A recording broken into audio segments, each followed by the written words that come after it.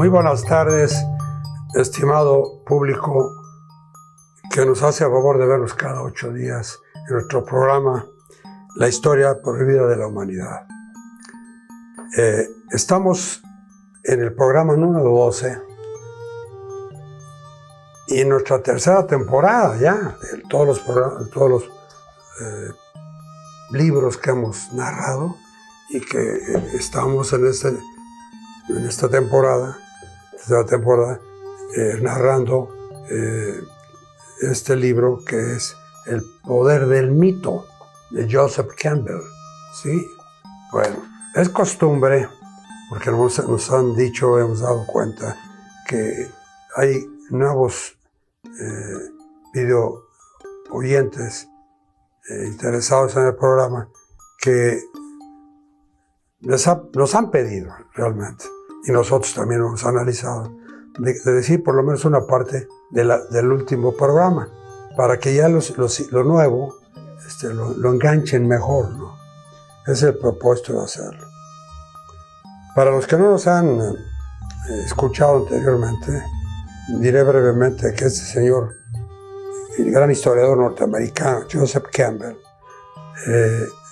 es cristiano, es católico, apostólico.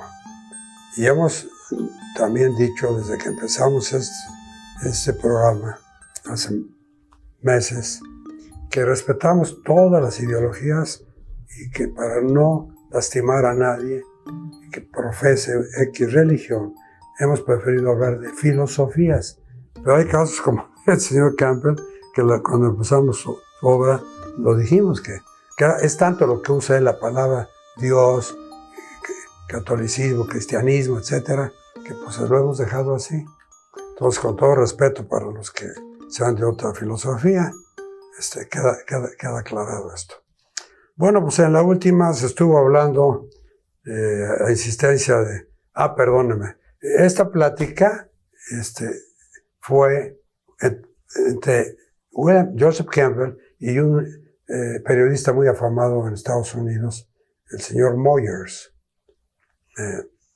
Fue grabada en un lugar muy especial, en un rancho que está al norte de San Francisco, en el famoso Valley, el campo donde se da muy bien el agua y el vino, se llama, ya no me acuerdo, pero es muy famoso, al norte de la bahía de San Francisco. Y ahí en ese lugar está Napa Valley, se llama Napa Valley. Está un rancho que se llama, propiedad del autor, el creador de la serie La Guerra de las Estrellas, Star Wars. El rancho se llama precisamente lleva el nombre del héroe, que fue Skywalker. ¿Sí? En fin, esto es nada más un recordatorio de que lo hemos dicho cada vez que empezamos un programa.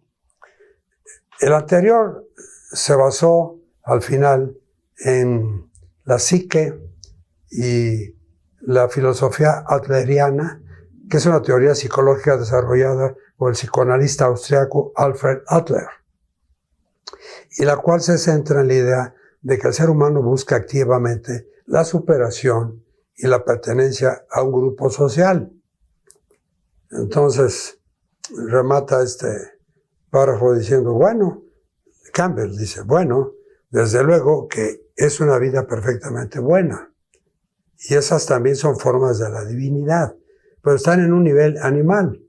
Porque recuerden que hemos hablado de que somos dos partes, el ser humano, la parte espiritual y la parte física.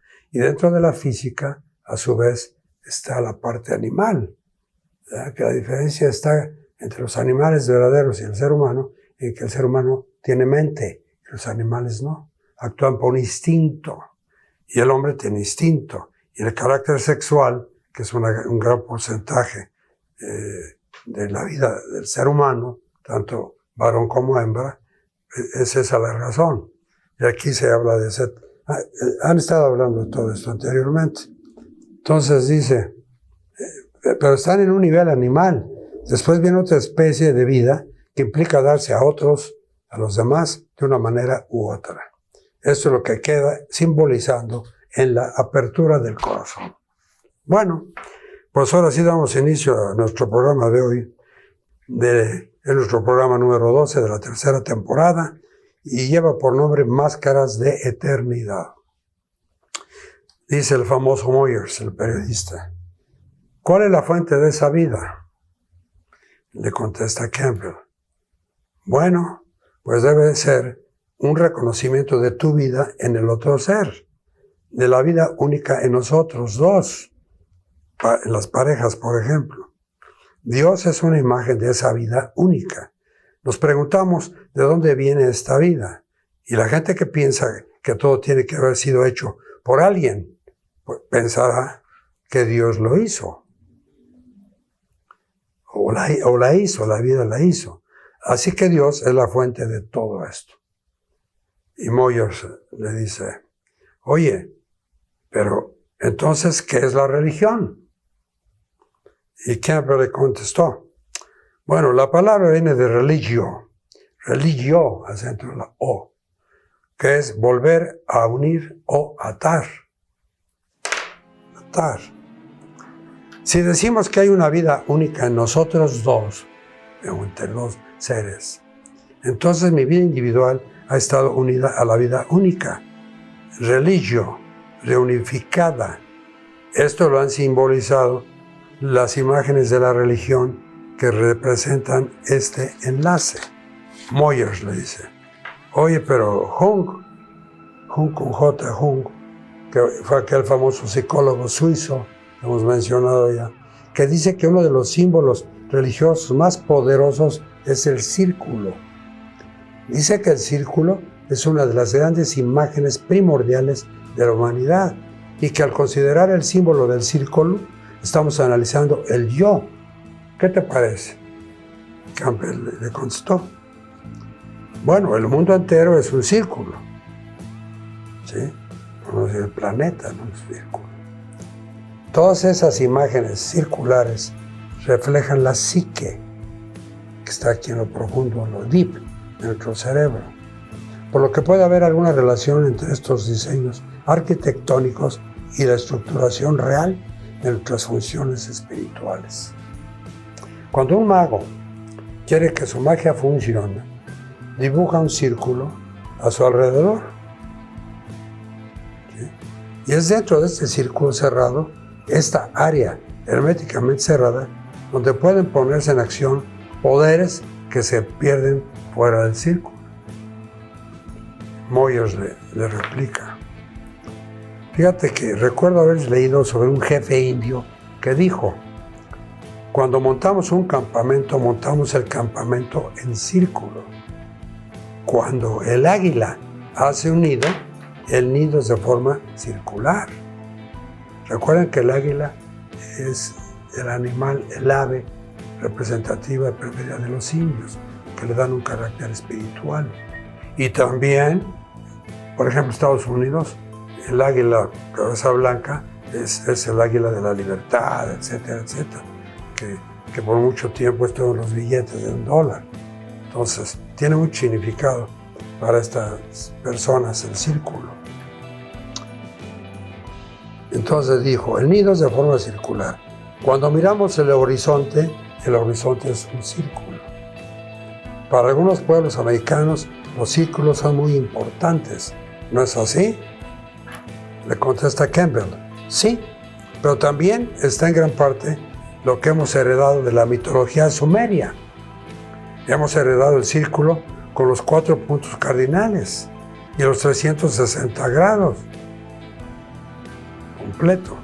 El año oficial sumerio tenía 360 días, con 5 festivos que no se contaban, que estaban fuera del tiempo y en los cuales realizaban ceremonias que enlazaban a su sociedad con los cielos. Ahora estamos perdiendo ese sentido del círculo en relación con el tiempo, porque tenemos los relojes digitales que solo marcan 1 hora. Con los sistemas digitales no puedes hacerte una idea del correr del tiempo. En la Penn Station de Nueva York, en la estación ferroviaria muy grande que hay en Manhattan concretamente, Hay un reloj con las horas, los minutos, los segundos, las décimas de segundo y las centésimas del segundo. Todo lo hay ahí, es un gran reloj que hay en esa estación. Cuando ves pasar las centésimas del segundo, te das cuenta de cómo se está escapando el tiempo. El círculo, por otra parte, sigue diciendo Campbell, el círculo, por otra parte, representa la totalidad. Todo lo que está dentro del círculo es una sola cosa. Es lo que está enmarcado en el círculo. Eso sería el aspecto espacial. Espacial. Pero el aspecto temporal del círculo consiste en que lo abandonas. Vas a algún sitio y siempre vuelves. Dios es el alfa y el omega. La fuente y el final. Principio y fin. El círculo siempre sugiere inmediatamente una totalidad completa en el tiempo o en el espacio. Moyes le dice, pues sí, sin comienzo y sin final. Campbell le agrega y le dice, gira y gira y gira. Piensa en el año, por ejemplo, cuando llega noviembre. Tenemos otra vez el Día de Acción de Gracias. Esto es en Estados Unidos. Para quien no lo sepa, les doy una breve explicación. Cuando llega en el noreste de lo que es hoy Estados Unidos, llega pues de Escocia, de Inglaterra, de Europa en general. Llegan colonos y por cierto que hay un pleito ahí posteriormente a la llegada, un pleito por el té, por un barco del té. Pero lo que voy es que cuando llegan estas personas, se forman 13 colonias, ¿sí? Y se hacen amigos de los indios naturales, eran los mohicanos, etc. Y de ahí nace lo que es Estados Unidos, la República. Los 13 estados que finalmente en Filadelfia es cuando personajes como George Washington, Franklin, Jefferson, etc., gentes muy preparadas, masones, por cierto, de 33, grado 33, forman la Constitución y queda instituto de una república que después se agregaron otros 47 estados, ¿no? En fin, pero aquí se refiere a la acción de gracias, que es a esas 13 colonias que llega un momento en que se encuentran una nueva tierra y en la primer cosecha, tengo entendido, hacen pan y hacen una gran fiesta. Al grado que a la actualidad, el Día de Gracias en Estados Unidos es el tercer jueves, me parece, de noviembre, que es más importante que la Navidad, el día 24 de diciembre. El Día de Gracias para ellos es el número 1. Entonces, dice aquí, tenemos otra vez el Día de Acción de Gracias y después viene diciembre y otra vez en Navidad. No solo vuelve el mes, sino también el ciclo lunar, el ciclo diurno. Lo recordamos cuando miramos nuestros relojes y vemos el ciclo del tiempo. Es la misma hora, pero de otro día. Entonces Moyes le dice, oye, los antiguos chinos se llamaban a sí mismos el reino del centro. Y los aztecas, en México, los fundadores de la ciudad famosa de Tenochtitlan, dígase de paso, que cuando llegan los españoles se quedan admirados de la grandeza que fue fundada en un lago, que es el lago de Texcoco, actualmente. Es más, donde está en estos momentos, bueno, de hace tiempo, el aeropuerto principal de México, de la Ciudad de México, pues el agua reconoce. Y en estos tiempos que ha llovido una barbaridad, voy a ampliarme un poquito, porque pasó en estos días. Desde el domingo en la noche empezó una tempestad, lleva domingo, lunes, martes, y se va a repetir este miércoles, en donde se dice históricamente que es la tempestad que se cayó al cielo, el agua del cielo. Es la tempestad más grande de la historia de Tenochtitlan, de la Ciudad de México. Es un dato histórico. Entonces, pues, hay que tomarlo en cuenta. Es una señal. Entonces dice aquí, y los aztecas tenían el calendario azteca, el cual está representado en un círculo, y decían algo semejante sobre su propia cultura. Supongo que toda cultura que use el círculo como orden cosmológico se propone a sí misma como centro. ¿Por qué crees que el círculo constituye un símbolo tan universal? Le pregunto, le dice Moyers a Campbell. Y Campbell le dice, porque lo experimentamos continuamente en el día, en el año, al salir de la casa en busca de aventuras, una cacería o lo que sea, y volver a casa. Después hay una experiencia más profunda, también el misterio del vientre materno y la tumba, o sea, el nacer, vivir, reproducirse y morir, es lo que significa, ¿no? Si se entierra a la gente, es para que renazca, es una creencia, ¿no? La materia, habla él. Ese es el origen de la idea del entierro. Vuelves a poner a alguien en el vientre de la madre tierra, que es lo que he hablado aquí. La madre tierra, o sea, Dios madre. Hemos dicho que la tierra, el planeta, es un ser viviente. Y científicamente hay sabios que hablan, y hay libros que hemos tenido por aquí, que vive. Y lo que está pasando, con el respeto que me merecen todos los oyentes, lo que está pasando, estos aguaceros en este país de México y en la Ciudad de México, la capital, pues es un espérate tantito, estate quieto. Los incendios en España, que en este momento son también únicos, aunados al calor tan tremendo que ha habido de más de 42 grados Celsius o centígrados, es terrible. Como la lluvia que ha caído aquí en un día acaba con los incendios. Sin embargo, algo debe España, el pueblo, la región o las regiones, que está sucediendo al día de hoy, lo que está pasando. Quien nos escuche, si alguien está por allá por España, en Europa, pues lo saben mejor que nosotros. Entonces, dice Campbell, bueno, la madre tierra, en el vientre de la madre tierra para que vuelva a nacer. Hay imágenes muy tempranas de la diosa que la muestran como una madre que recibe el alma de vuelta. Esta parte la completo con decir que la madre tierra ya se cansó, ya está hasta aquí, ya se hartó, dicho sea en otra palabra. Quien lo quiera entender o aprender usted, está bien, y si no, pues analícelo cada quien. Pero están sucediendo cosas nunca vistas, nunca. Entonces, por algo es, ¿no? Bueno, le dice el periodista Moyers, cuando leo tus libros, las máscaras, mejor dicho, cuando leyó los libros de Campbell, Las máscaras de Dios, o El camino de los poderes animales, o La imagen mítica, suelo encontrarme con imágenes del círculo, ya sea en dibujos mágicos o en la arquitectura, tanto antigua como moderna, en los templos en forma de cúpula de la India, en los grabados paleolíticos sobre las rocas en Rodesia, en África, en las piedras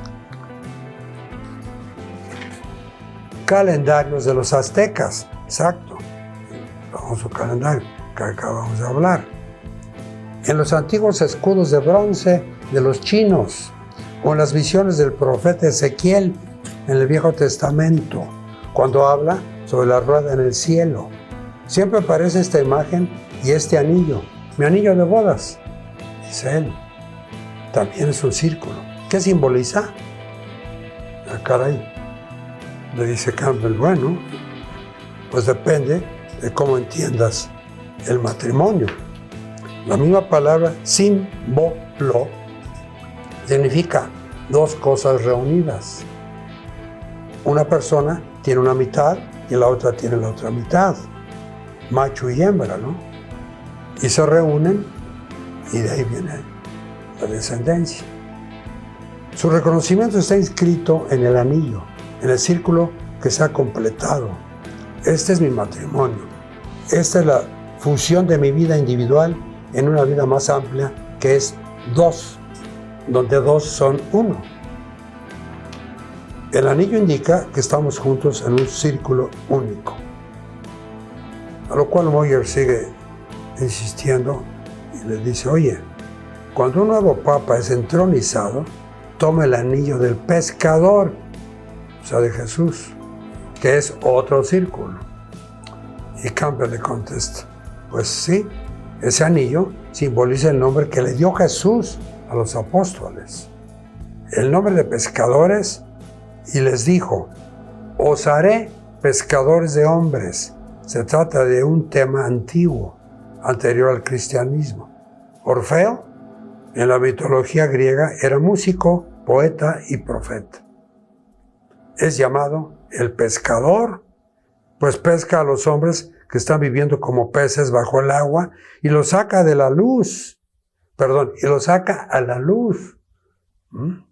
Es una vieja idea de la metamorfosis del pez en hombre. Se supone que la religión debe sacarnos de la ignorancia al conocimiento. Aquí remarco, se supone. Y hablo de cualquier filosofía. Hemos hablado mucho aquí que todas las filosofías, por siglos, han buscado la forma de mantener a la humanidad, al pueblo, ignorante, sin saber leer y menos escribir. ¿Para qué? Pues para explotarlo, para vivir de ellos, de su trabajo, de su esfuerzo. Por eso empezaron las revoluciones. Acuerden la Revolución Francesa en el siglo XIX. De ahí vino, ¿no? Y la siguieron el ejemplo. Aunque la verdad es que los norteamericanos, con aquellas 13 colonias, fueron los primeros a hacer una revolución, ¿sí? Ya en 1800, eso fue en 1700, pero en 1890-92 viene la Revolución Francesa. Fue una revolución, pues, ya de un estado, de un país, de un reino, etc. Repito, que la religión o la filosofía debe sacarnos de la ignorancia al conocimiento. Y le dice Moyers, cuando un nuevo rey o reina de Inglaterra es entronizado, recibe el anillo de la coronación. Pues yo no sé si nada más en Inglaterra, yo creo que en varios reinos, sobre todo en la Edad Media, pues, se dio mucho eso, ¿no? Simbólico, el anillo del poder, con un diamante, un zafiro, qué sé yo. No nada más sencillo, lo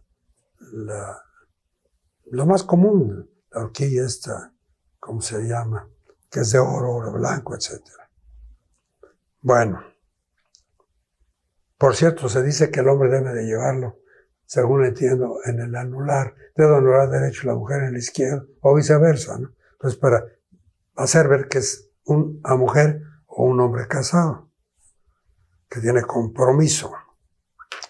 Bueno, entonces Campbell le dice, mira, pues sí, hablando de la coronación, el anillo, la coronación, sí, porque hay otro aspecto del anillo, es un cautiverio. Bueno, aquí están hablando de un reinado. Dice, como rey estás sujeto a un principio, ya no puedes vivir simplemente a tu aire, a lo que quieras hacer. Has quedado marcado en los ritos de iniciación, cuando se tatúa a los hombres, está tan de moda ahora, en los tiempos actuales, tatuarse. Hay gente que exagera, ¿no? ¿No les parece? Empezaron los jóvenes el amor. Sí, la mujer se tatuaba una estrella, un símbolo, el hombre también, el novio. Así empezó, pero ahora se ha degenerado francamente. Hay personas que ya ni se ve la piel, porque están tatuados por todos lados. Pero bueno, es un mundo libre, cada quien es dueño de su propio ser y se le respeta. Nada más que guarden las reglas de las sociedades. Las sociedades se rigen de leyes. En cada país existen leyes que las formó la sociedad hace X siglos, X tiempo. Entonces, hay, por lo menos aquí en este país, tenemos una constitución política de los Estados Unidos mexicanos y marca perfectamente en todos sus artículos lo que debe de guardarse y respetarse. Y sé que en Estados Unidos es lo mismo o más específica. Pero en los países hay orden. Entonces, repito, está bien, hagan lo que quieran, pero dentro del orden. No lo digo yo, lo dice la sociedad. Entonces, cuando se tatúa a los hombres, estos quedan unidos a otros y a la sociedad, es lo que acabo de decir. Entonces Moyers le dice, mira, Lung, que es un filósofo, ya hemos hablado por ahí de él, habla del círculo como mandala. Mandala quiere decir círculo. Y Campbell le dice, mandala es el nombre sánscrito, que es la lengua clásica de la India. Sánscrito de círculo, pero un círculo coordinado o designado simbólicamente de tal modo que es el significado de un orden cósmico. Cuando se componen mandalas, se trata de sincronizar el círculo personal. Acuérdense que las mandalas, en las escuelas a los niños, he visto que pues es un círculo, ¿no? Entonces hacen figuras, dibujos, X, trabajo que les dejan los maestros, y la inspiración de los niños, pues, hacen las mandalas, ¿verdad? Donde le da un toque personal a esa obra, pero son círculos. Entonces dice, cuando se compone mandala se trata de sincronizar el círculo personal con el universo. En un mandala budista muy elaborado, por ejemplo, tienes la deidad en el centro como la fuente del poder, la fuente de iluminación. Las imágenes periféricas serán manifestaciones o aspectos del esplendor de la deidad, pero sin salirse del círculo, todo dentro. Al hacer una mandala para ti mismo, dibujas un círculo y después piensas en los diferentes sistemas de impulsos y de valores que hay en tu vida. Posteriormente los compones y tratas de descubrir en dónde está tu centro. Hacer una mandala es realizar una disciplina tratando de reunir todos los aspectos dispersos de tu vida para hallar un centro y ordenarte. Con relación a él, tratas de coordinar tu círculo con tu círculo universal. Es lo que le dice Campbell. Entonces Moyers dice, oye, entonces tratamos de estar en el centro. A mí me suenan, perdón, estas preguntas del periodista como lo que es un periodista, que llevan jiribilla, ¿no? Que llevan como un piquetito para que diga más, ¿no? Porque son hasta bobas a veces, disculpen, pero en todo el programa de este libro, los programas, lo he visto mucho. Entonces dice Moyers, entonces ¿qué? ¿Tratamos de estar en el centro? ¿Qué te están diciendo, no? Sin embargo, Campbell le contesta, sí, en el centro. Por ejemplo, entre los indios Navajo, que es una tribu de Norteamérica, de indios de Norteamérica, los navajos, las ceremonias curativas se llevaban a cabo por medio de dibujos en la arena, que en su mayor parte son mandalas trazados en la tierra. La persona que debe ser tratada o curada se pone sobre el mandala como una manera de pasar a un contexto mitológico con el que se identificará. Se identifica con el poder simbolizado, que lo hace, o lo hacía, o lo hacen todavía, los llamados brujos, los hechiceros, ¿sí?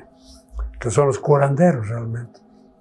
Y digo son porque todavía hay tribus en Estados Unidos y en este país y en Guatemala, la zona maya, todavía hay curanderos y curanderas, sobre todo en Oaxaca, que es México.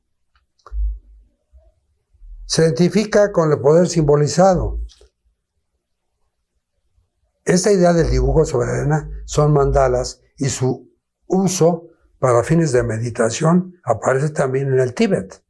Los monjes tibetanos practican el dibujo sobre arena, representando imágenes cósmicas que representan las fuerzas de los poderes espirituales que operan en nuestras vidas. Entonces le dice Moyers, hay un esfuerzo, al parecer, por centrar la propia vida en el centro del universo. Repito, hay un esfuerzo, dice, al parecer, por centrar la propia vida en el centro del universo. ¿Cuál centro? No puede haber centro. Es tan inmenso, tan inmensamente grande, que es incomprensible. Lo hemos dicho en este programa, que se ha salido a relucir que la famosa explosión que formó, según Einstein lo dijo también, lo rectificó, porque se le dijo a alguien en una ocasión, oye, si un Big Bang formó todo esto que dices, te imaginas que, en otras palabras, ¿no? Entre cuates, entre amigos, ¿no? Pero te imaginas que millones de explosiones tuvo que haber habido, de Big Bangs, para que se formara el universo. Pues no, ¿verdad? Entonces rectificó. Entonces aquí este camarada pues está pasando de vivo otra vez, ¿no? Dice, al parecer, por ahí, alguien me dijo, ¿no? Por centrar la propia vida en el centro del universo. No hay centro. Con todo respeto, no hay centro. Y le dice Campbell, sí, sigue dando. Como los toreros, ¿no? Da sus muletazos. El torero da el muletazo al toro, y aquí Campbell se los da al periodista.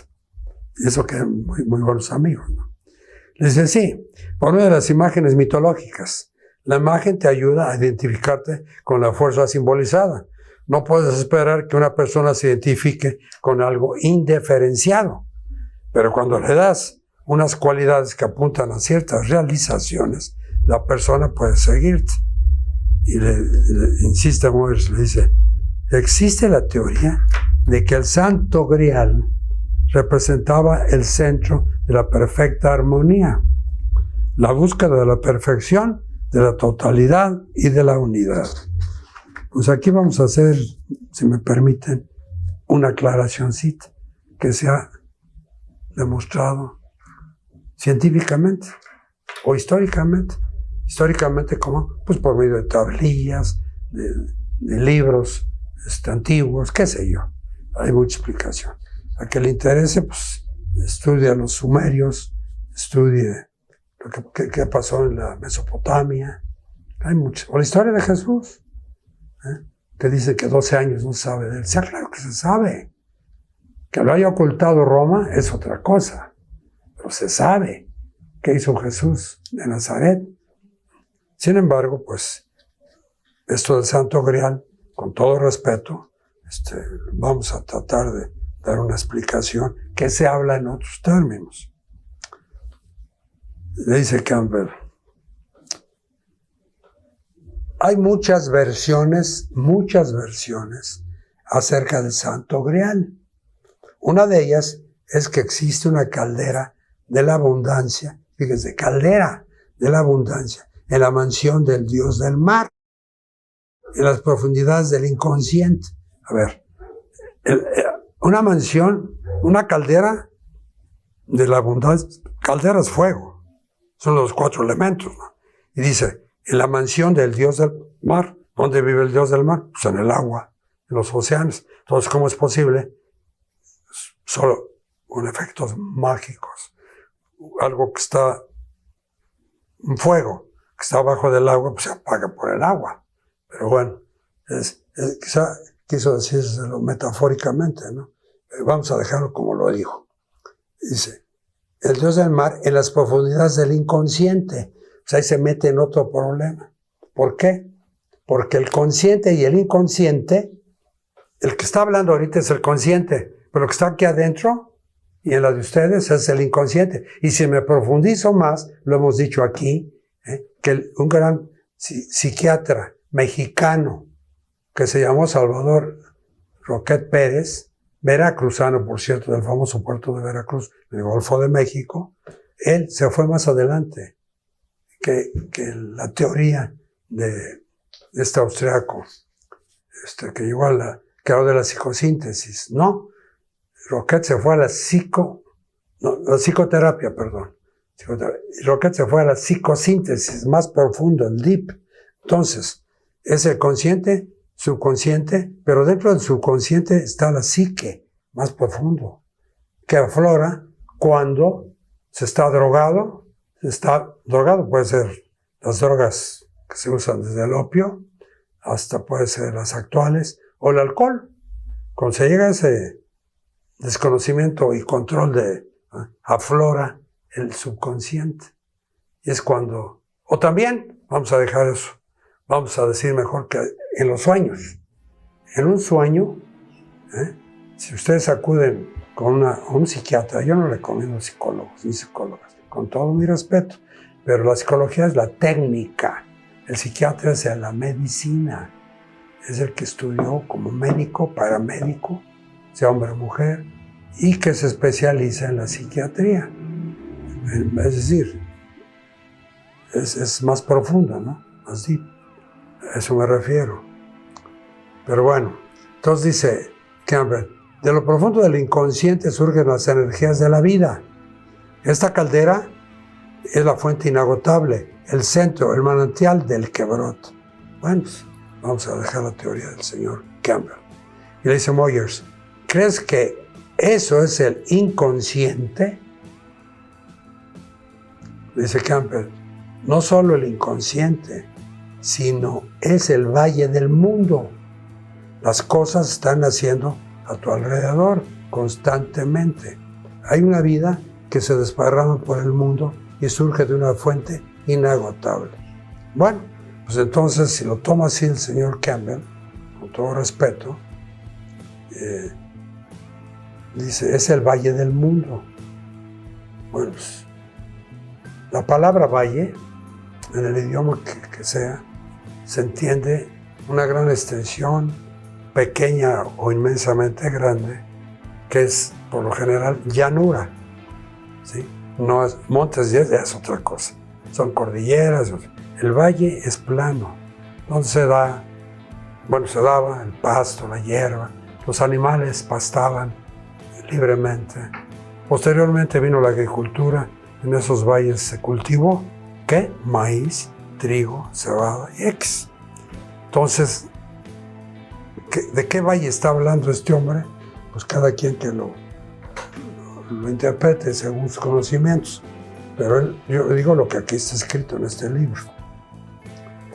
Dice, no solo el inconsciente, sino es el valle del mundo. Las cosas están haciendo a tu alrededor constantemente. Hay una vida que se desparrama por el mundo y surge de una fuente inagotable. Pues sí, que es la energía. Moyers le dice, y bien, ¿qué conclusión sacas de eso? De que en muchas culturas diferentes, separadas por el tiempo y el espacio, emerjan las mismas imágenes. Y le contesta Campbell, esto implica que hay ciertos poderes en la psique que son comunes a toda la humanidad. De otro modo, dice que son comunes a toda la humanidad. Pues sí, pero la diferencia es que no toda la humanidad lo conoce y lo practica. ¿Sí? Porque el cerebro, hasta un servidor sabe, es la fuente de la energía. Se dice que no tenemos ni el 10% de la capacidad, que no usamos ni el 10% de la capacidad del poder que tenemos los humanos en el cerebro. Y lo han dicho extraterrestres. Hermanos mayores, que así les gusta, los que han tenido relación con algunas personas que conocemos, les han dicho que les llamemos hermanos mayores. De hecho, lo son. Han demostrado que la tecnología que tienen pues, es muy amplia. Bueno, le dice Moyers, oye, entonces si encuentras que muchas culturas diferentes cuentan la historia de la creación, la historia de un nacimiento virginal o la historia de un Salvador que viene, muere y renace, es que nos están hablando de algo que hay dentro de nosotros y de nuestra necesidad de comprender. Le dice Campbell, así es, las imágenes del mito son reflejo del potencial espiritual que hay en todos nosotros. Mediante su contemplación evocamos sus poderes para nuestras propias vidas. Y le dice Moyers, entonces, cuando una escritura dice que el hombre fue hecho a imagen y semejanza de Dios, se refiere a ciertas cualidades que todo ser humano posee, no importan o no importa cuál sea la religión, cultura, geografía o el entorno de esa persona. Y Campbell le dice, Dios será la idea elemental última del hombre. Con eso le contestó. Y Moyes le agrega, sí, la necesidad primordial. Campbell, y todos estamos hechos a imagen de Dios. Ese es el arquetipo final del hombre. Moyes le dice, mira, Eliot, que es otro filósofo que hemos hecho mención de él aquí, habla de un punto inmóvil en el mundo que va dando vueltas, donde el movimiento y la quietud se unen, el eje donde el movimiento del tiempo y la quietud de la eternidad se reúnen. Campbell le dice, mira, es el centro inagotable representado por el Grial. Volvemos al Santo Grial. Cuando la vida llega a ser, no tiene temor ni deseo, es solo un devenir, pero empieza a ser y empieza a temer y a desear. Cuando puedes librarte del temor y el deseo y volver simplemente al punto del que provienes, has dado en el clavo. Goethe, que fue un poeta y novelista dramaturgo alemán, dice que la divinidad es eficaz en lo vivo, no en lo muerto, en el devenir y el cambio, no en lo que ya se ha fijado. Por lo tanto, según él, la razón debe esforzarse en ascender hacia lo divino a través del devenir y el cambio. Mientras que la inteligencia hace uso de lo consolidado, que es cognoscible, o sea, conocido, y puede usarse para dar forma a una vida. Bueno, aquí me voy a permitir hablarles un poco del Santo Grial. Miren, hay varias historias, como lo dice aquí arriba este hombre. Se dice que fue el vaso, digámoslo así, que usó Jesús en la última cena, y el vino, y en él bebió. Esa es una. La otra, que es la unión de Jesús y Magdalena, María Magdalena. Otra historia habla que es Sara, que fue el fruto de Jesús y de María. Y que Sara, a su vez, llegó a las costas de Francia, de aquel tiempo de la Galia, a un lugar que se llama San María de la Mer, donde están los grandes pantanos de Francia, al sur de Marsella. Su servidor ha tenido la fortuna, la gracia de Dios de estar ahí. Y que, por cierto, es un lugar que Roma les inventó a los gitanos, que era su lugar, y les inventó también una virgen que es negra. Y ahí está, Y está representada en una barca, lo que fue la primera construcción, que fue un fuerte, de piedra, obviamente. Adentro está una barca con 3 mujeres, María Magdalena, María Salomé y a Sara, que venía tostada, quemadita por el sol, que atravesaron desde Egipto, vamos a ubicar norte, sur, este de Egipto. Cruzó todo el Mediterráneo hasta llegar al noroeste, que son las Galias, hoy Francia. Pues venía quemadita. Pero tenían, aunque iban recomendadas desde Jesús, les recomendó que había una colonia judía muy poderosa y, como dicen los chavos ahora, muy buena onda, que por cierto se llama Arles, la ciudad que está al norte de este lugar, esta playa.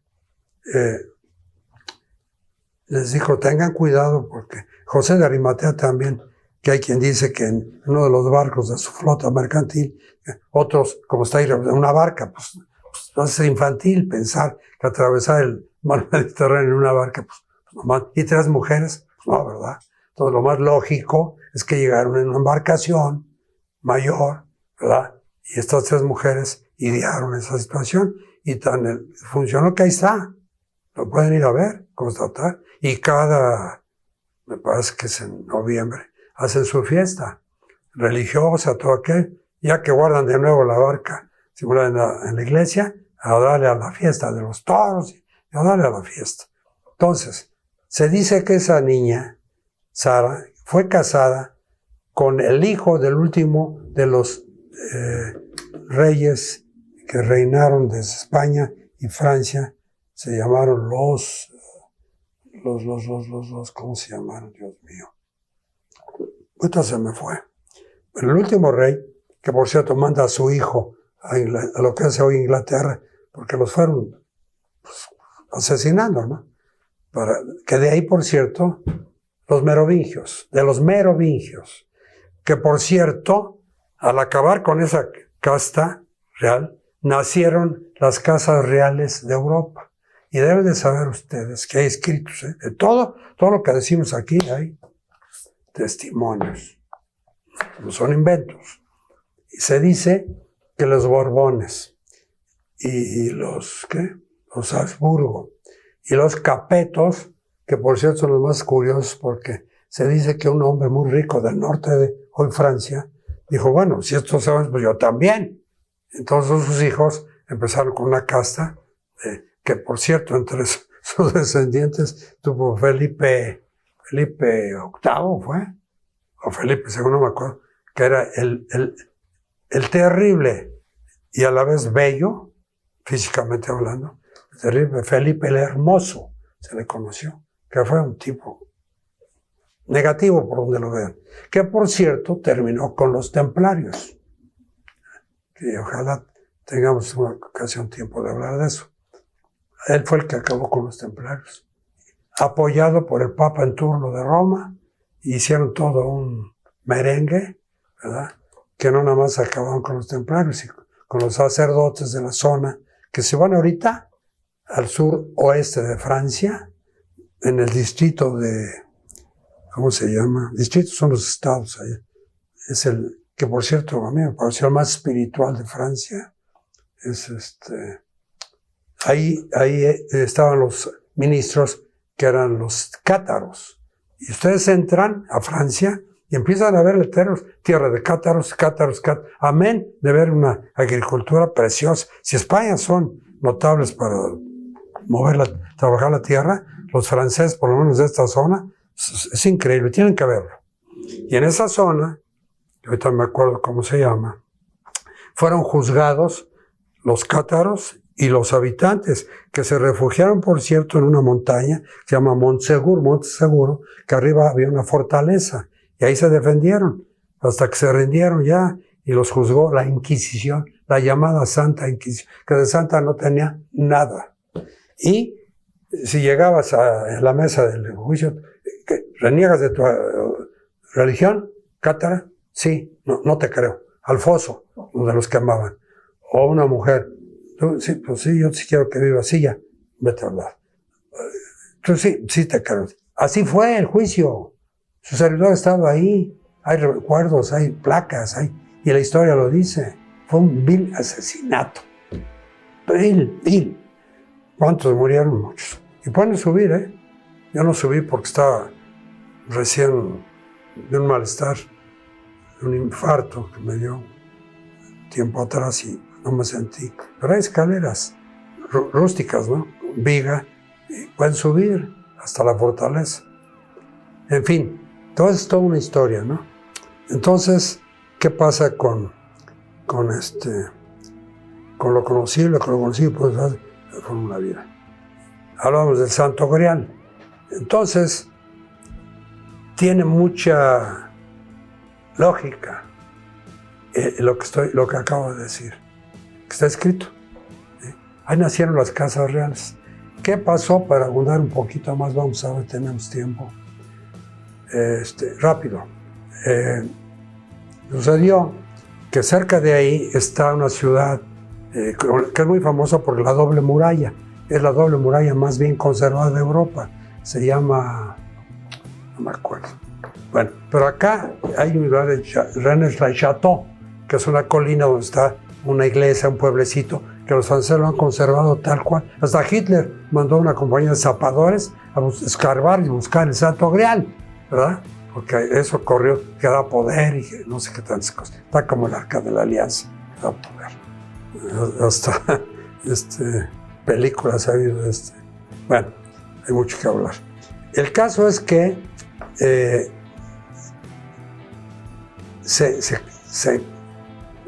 un cura, padre Saunier, con ese Saunier, sabía eso. Él nació aquí abajo de la colina, en un pueblo, y desde chicos hay muchas cuevas, con sus amigos andaba, lo investigó y supo, y estudió, se metió al seminario y estudió, se hizo cura, por el objetivo de llegar a ser cura de allá arriba, porque él sabía que ahí había, y efectivamente, ya que era cura con Mari, que era una tal Mari, que ustedes van ahí un cuarto con las figuras de cera de él, de Sonia y de la tal Mari, que hasta se siente la presencia, y al mover el famoso altar encontró documentos, y esos documentos fueron dejados por los templarios, pero prueban también que fue falso, porque ya después, antes de los templarios, fueron los merovingios, ¿sí?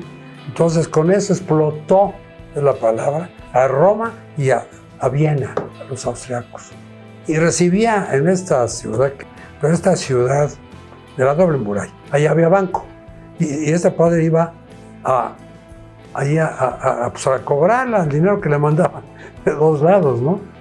Y hay una historia, ese Saunier hay que estudiarlo, porque fue a París cuando era la bella época y todos lo trataban como rey para sacarle la información.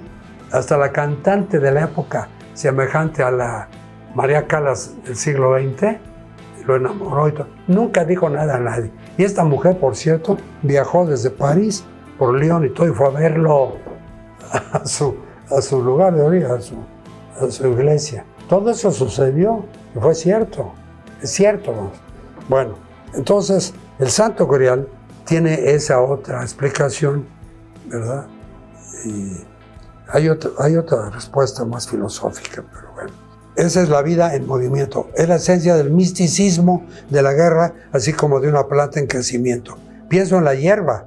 Ya sabes, cada 2 semanas viene un tipo con una segadora y la corta. Acuérdense que estábamos hablando de las llanuras, ¿no? Supón que la hierba dijera, bueno, al diablo, ¿para qué seguir esforzándome en crecer si la cortan todo el tiempo? Pero sigue creciendo. Es el sentido de la energía del centro, ¿sí? Obviamente, toda esa energía de la madre tierra, ¿no? Es el sentido de la imagen del grial, de la fuente inagotable, del manantial. La fuente no se preocupa por lo que sucede una vez que ha generado vida. Lo que importa es dar y llegar a ser. Y en ti también hay un punto generador de vida. Todos los mitos se ocupan de decirte eso. En el estudio de la mitología comparada, comparamos las imágenes de un sistema con las de otro y ambos se iluminan mutuamente porque uno acentuará y dará expresión clara a un aspecto del sentido y a otro. Se clarifican entre sí. Cuando empecé a enseñar mitología comparada, temía destruir las creencias religiosas de mis estudiantes, o sea, las filosofías, ¿no? Pero descubrí que pasaba justo lo contrario. Las tradiciones religiosas que no significaban que eran cosa para ellos, de pronto se iluminaban con una luz nueva cuando las comparábamos con otras tradiciones, donde imágenes similares habían recibido una interpretación más íntima o espiritual. Y sigue diciendo Campbell, he tenido estudiantes cristianos, judíos, budistas, un par de seguidores de Zoroastro, que fue aquel profeta y reformador persa. Todos han pasado por esta experiencia. No hay peligro en interpretar los símbolos de un sistema religioso y llamarlos metáforas, por no decir sueños, ¿no? En lugar de hechos. Metáforas en lugar de hechos. Lo que hace eso es transformarlos en mensajes para tu propia experiencia y vida interior. El sistema de pronto se transforma en una experiencia personal. Y dice Moyers, me siento más fuerte ahora en mi propia fe, sabiendo que otros experimentaron las mismas ansiedades y buscaron imágenes similares para tratar de expresar una experiencia más allá del ropaje de la lengua humana corriente. Y le dice Campbell, es por eso que los payasos y las religiones extravagantes son inútiles. Los mitos germánicos y celtas están llenos de figuras extravagantes, deidades realmente grotescas. Esto señala que yo no soy la imagen última, que en mí se transparenta algo, mirada a través de mí, a través de mi forma cósmica. Y le dice a Moyers, oye, en cierta tradición africana hay una maravillosa historia sobre un dios que va por el camino con un sombrero rojo por un lado y azul por el otro. Cuando los campesinos vuelven a la aldea por la noche, dicen, ¿has visto a ese Dios con el sombrero azul? Y otros responden, no, tenía un sombrero rojo. Y terminan peleándose. Y dice Campbell, sí, es el dios bromista nigeriano de nombre Edshu, E-D-S-H-U, Edshu. Lo complica todavía más yendo primero en una dirección y luego en la contraria. Y dando vuelta al sombrero también, de modo que siga siendo rojo o azul para cada lado. Después, cuando estos dos sujetos que se han peleado son llevados a juicio ante el rey, el dios bromista aparece y dice, es culpa mía, yo lo he hecho y me he divertido haciéndolo. Provocar conflictos es mi mayor placer. Moyers. Oye, ahí hay una verdad ahí. Y Campbell, vaya si la hay. Heráclito, un filósofo griego, dijo que el conflicto es el creador de todas las cosas. Algo así puede estar implícito en esta idea simbólica del bromista. Es nuestra tradición, lo hizo la serpiente en el Edén. Cuando todo estaba tranquilo y restablecido, metió una manzana en el cuadro. Cualquiera que sea el sistema de pensamiento que tengas, de ninguna manera puedes incluir la vida sin límites. Cuando piensas que las cosas son de un modo determinado, llega el bromista y todo estalla, y tienes que cambiar y transformarte una vez más. Entonces le replica Moyers, dice, he notado que cuando cuentas estas historias, Joy, que es de Joseph Joy, siempre lo haces con humor. Pareces disfrutar con ellas, aunque traten de temas extraños y crueles. Campbell le dice, una diferencia clave entre la mitología y nuestra religión judeo-cristiana, fíjense, primera vez que Israel mezcla su religión judeo-cristiana. Bueno, es que las imágenes de la mitología se transmiten con humor. Esto te permite comprender que la imagen está simbolizando otra cosa. Te puedes mantener a distancia, pero en nuestra religión todo es prosaico, o sea, práctico y muy, muy serio. Con Yahvé no se juega. Acuérdense que Yahvé se le llama también Jesús, el Cristo, etc. Y le dice Moyers, oye, pero ¿cómo explicas lo que el psicólogo estadounidense Maslow llamó experiencias cumbre y lo que el escritor irlandés James Joyce llamó epifanías, manifestaciones o revelaciones? Y le contesta Campbell, bueno, no son exactamente lo mismo. La experiencia cumbre se refiere a momentos reales de tu vida, cuando sientes tu relación con la armonía del ser. Mis propias experiencias cumbre, las que supe que habían sido experiencias cumbre después de haberlas tenido, sucedieron todas en el atletismo. Moyers, ¿ese fue el Everest de tu experiencia? Campbell, cuando representaba a la Universidad de Columbia, corrí un par de carreras que fueron simplemente hermosas. Durante la segunda, sabía que iba a ganar, aunque no había ningún motivo por que lo supiera, pero me entregaron tardíamente el testigo. Y el corredor que iba en la punta estaba 30 metros adelantado, pero lo supe simplemente y fue mi experiencia cumbre. Nadie habría podido ganarme ese día. Eso es estar en plena forma y saberlo. No creo que toda mi vida haya hecho nunca nada tan bien como correr aquellas dos carreras. Está un poco confuso esto, pero así lo escribió. Fue la experiencia de estar realmente en plenitud haciendo un trabajo perfecto. Le dice Moyers, no todas las experiencias cumbres son físicas. Campbell, no, las hay de otras clases, pero cuando pienso en experiencias culminantes en mi vida, son esas las que me vienen a la mente. Moyers, ¿y qué hay de las epifanías del escritor irlandés James Joyce? Campbell, bueno, eso es algo diferente. La fórmula de Joyce para la experiencia estética es que no te lleva a querer poseer el objeto, a una obra de arte que te impulsa a poseer el objeto representado. Él la llama pornografía. La experiencia estética tampoco te lleva a criticar y rechazar el objeto. A ese arte él lo llama didáctico, crítica social en forma de arte. La experiencia estética es una mera contemplación del objeto. Joyce dice que ponemos un marco alrededor y lo vemos como una cosa, y que al verlo como una cosa somos conscientes de la relación entre las partes. de cada parte con el todo y del todo con cada una de las partes. Este es el factor esencial estético, el ritmo armonioso de las relaciones. Y cuando el artista ha sabido crear un ritmo afortunado, experimentamos un resplandor, nos transporta al arrebato estético. Eso es la epifanía, o sea, una manifestación, una revelación, y eso es lo que, en términos religiosos, podría considerarse como el principio de Cristo, creador de todas las cosas, hecho realidad. Moyers, el rostro del santo contemplando a Dios. Campbell, no importa quién sea. Podrías tomar a alguien a quien consideres un monstruo.